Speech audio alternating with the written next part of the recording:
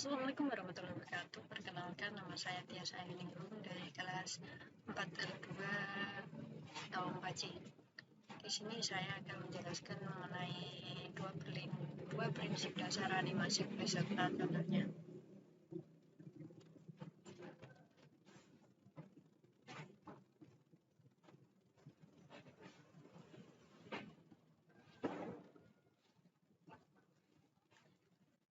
Animasi. Kata animasi berasal dari kata animat yang berarti untuk membuat objek mati menjadi seperti hidup. Seorang animator profesional seperti ini harus mengetahui dan memahami bagaimana sebuah animasi dibuat sedemikian rupa, sehingga didapatkan hasil animasi yang menarik, dinamis, dan tidak membosankan. Prinsip animasi yang pertama yaitu solid drawing. Kemampuan menggambar sebagai dasar utama animasi memegang peranan yang menentukan baik proses maupun hasil sebuah animasi, terutama animasi klasik. Dengan pemahaman dasar dari prinsip menggambar akan menghasilkan animasi yang lebih peka. Sebuah objek atau gambar dibuat sedemikian rupa sehingga memiliki karakteristik sebuah objek, volume, pencahayaan, dan konsistensi kualitas gambar atau bentuk atau karakter.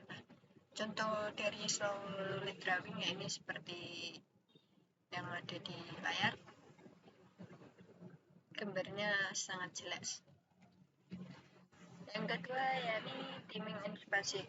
Timing dalam prinsip animasi adalah tentang menentukan waktu kapan sebuah gerakan harus dilakukan. Contoh, ketika animator menentukan pada titik berapa sebuah apel jatuh dari pohon hingga menyentuh tanah. Nah, sedangkan spacing adalah tentang menentukan percepatan dan perlambatan berbagai macam jenis gerak. Contoh, ketika animator menentukan kepadatan gambar mulai dari apel di atas pohon berada di udara hingga menyentuh tanah.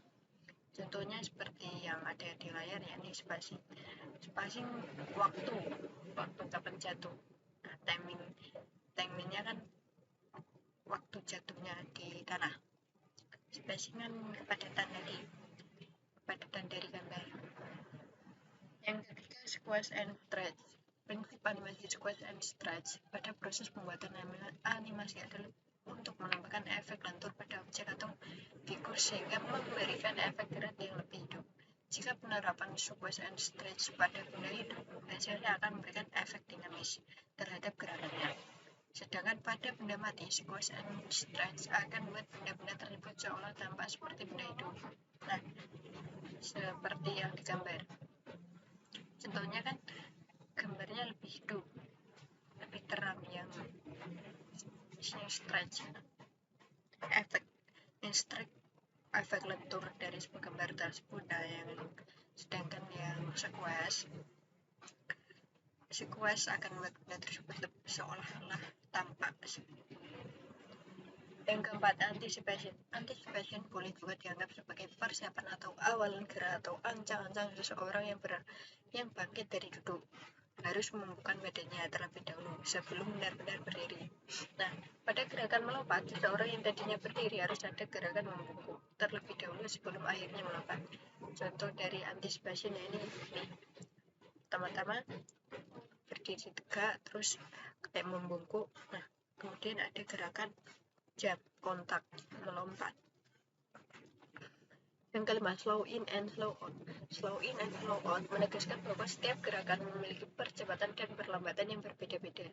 Slow in terjadi jika sebuah gerakan diawali secara lambat, kemudian menjadi cepat. Nah, kalau slow out kebalikannya dari slow in, jika sebuah gerakan yang relatif cepat kemudian melambat. Slow in yang lambat dan cepat, dan slow out yang cepat menjadi lambat. Arts.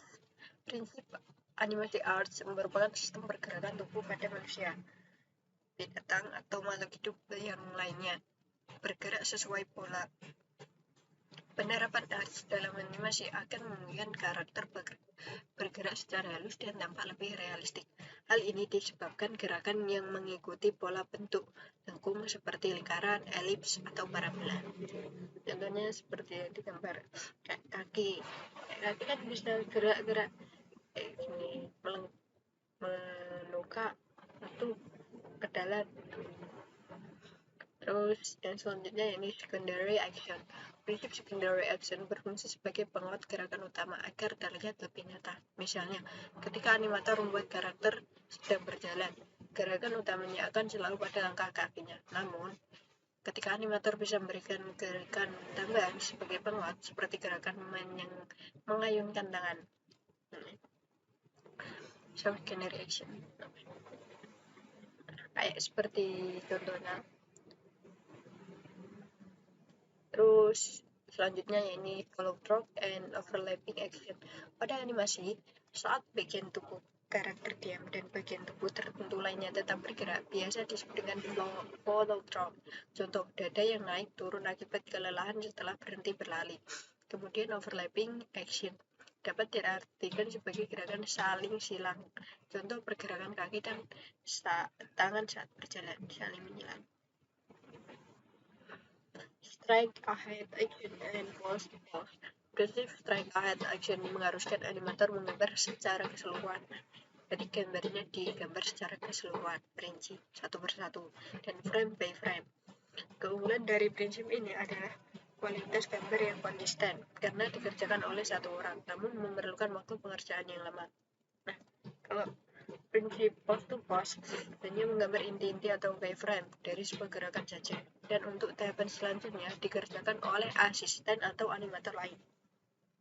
Biasanya cara ini digunakan dalam industri karena proses pengerjaannya yang relatif cepat. Nah, contohnya kayak gini. Pose to pose, technical, solid, clear, stroke, the academic way. Straight ahead. Ada perbedaannya tersendiri. Yang selanjutnya yakni staging. Tidak hanya dalam film atau teater yang memerlukan kondisi lingkungan yang mendukung adegan persegiannya. Animasi juga memerlukan hal tersebut. Hal ini bisa disebut dengan staging. Dalam implementasinya, staging dibuat sedemikian sempurna untuk mendukung suasana atau mood yang ingin dicapai dalam sebagian bahkan keseluruhan scene. Contohnya kayak gini. Appeal. Makna appeal dalam animasi dapat diartikan menjadi dua, yakni yang pertama berkaitan dengan keseluruhan gaya visual di dalam animasi, sedangkan yang kedua, appeal adalah tentang penokohan yang berhubung dengan karisma atau karakter seseorang dalam animasi. Kan karakter ada yang normal, cute, dan ada yang super cute gitu. Maksudnya berubah wajahnya. Yang terakhir ini exaggeration. Exaggeration merupakan upaya mendramatisir animasi dalam bentuk rekayasa gambar yang bersifat hiperbolis, dibuat sedemikian rupa sehingga terlihat sebagai bentuk ekstremitas ekspresi tertentu dan biasanya digunakan untuk keperluan komedik. Seringkali ditemui pada film-film animasi anak segala usia seperti Tom and Jerry, Donald Duck, Mickey Mouse, Shinchan, dan sebagainya. Nah, contohnya seperti ini.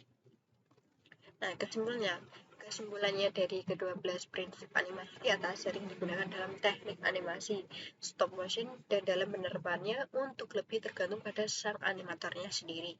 Semakin profesional seorang animator dalam menguasai, mengoptimalkan, dan mengeksplorasikan kemampuan dirinya dalam membuat animasi secara keseluruhan, tentunya cerita akan selalu menarik dan menghasilkan sebuah film animasi yang sangat dinamis dan tidak membosankan, bahkan untuk kalangan yang bukan merupakan target utama pengguna. Thank you. Sekian yang bisa saya sampaikan. Kalau ada salah-salah kata dan kurang lebihnya saya mohon maaf. Wabillahi taufiq wal hidayah. Wassalamualaikum warahmatullahi wabarakatuh.